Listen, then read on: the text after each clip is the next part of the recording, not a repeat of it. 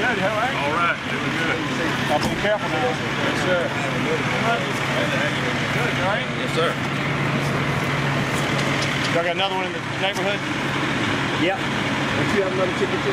Yeah. In this area, mainly what we dealt with last night were a lot of high winds that probably knocked out some fuses, some transformers, may have had some damage.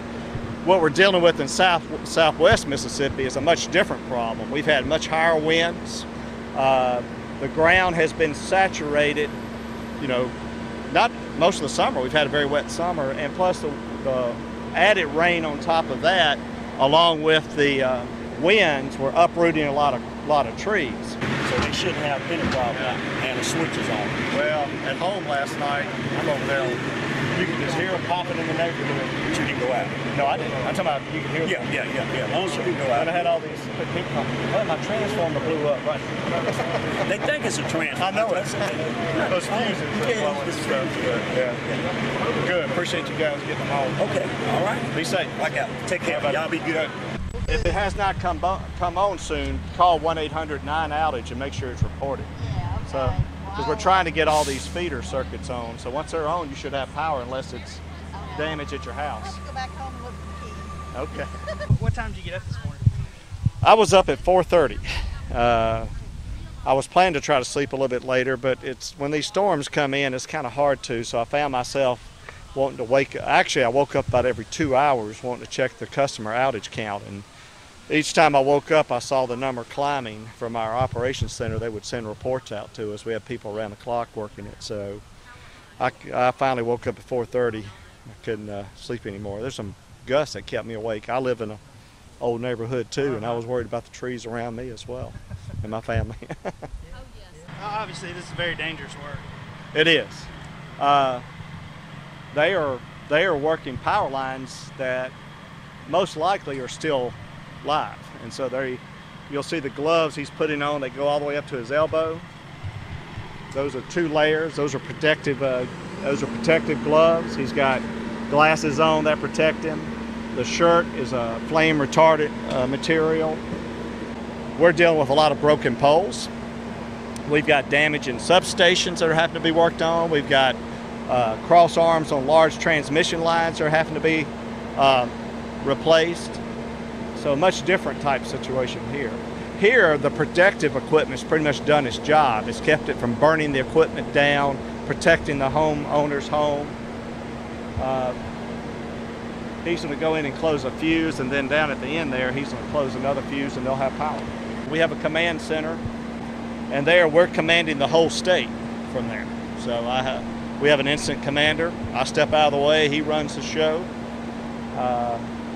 We've got a large number of not only our crews, but mutual assistance crews coming in from neighboring states. They have to direct where they're going. There's logistical crews there, people trying to find hotel rooms, and we got to feed them. It's a lot of effort. Whatever you think it takes to move an army, well, that's kind of what has to be done here, is all the preparation. So they know power's out here. They patrol the street. They can't see it. They know there's another feed coming in. And this is where it gets difficult in these old neighborhoods, old design. The circuits are running off behind homes in very wooded areas. These guys know it, how it's designed, how it's built. They'll look at something I won't even see they're seeing. We got to stay focused and ask everybody to be your brother's keepers here, and let's get through this together without anybody getting hurt.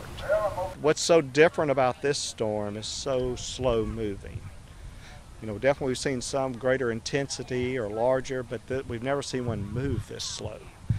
So our sister company in Louisiana, after we clean up here and get everybody on, we'll probably be lending a lot of our workers over to our sister company in Louisiana.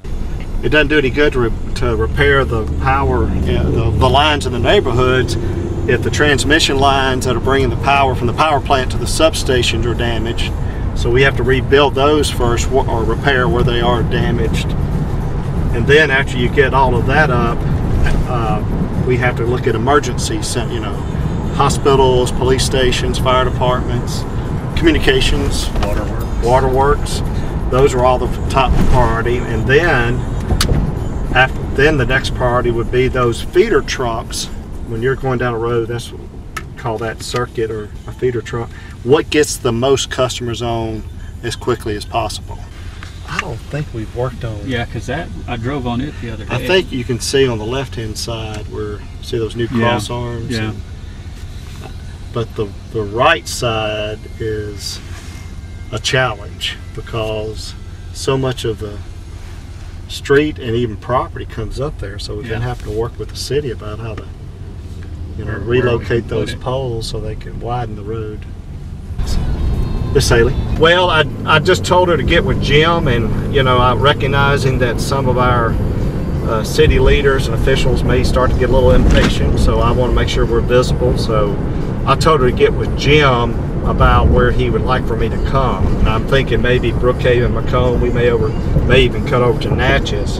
Has the governor been down there? Has the governor been there? Okay. So so the Corps of Engineers is involved with it, or are they responsible for the Percy Quinn?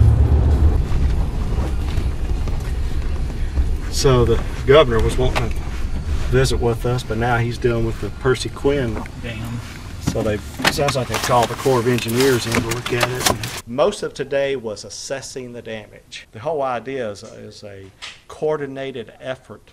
So we do it in a way that's efficient, but at the same time very safe and something we can do quickly. And I think our company is, for nearly 14 years in a row, has received awards from our industry for our storm response. And unfortunately we get a lot of practice, but that's where it comes from.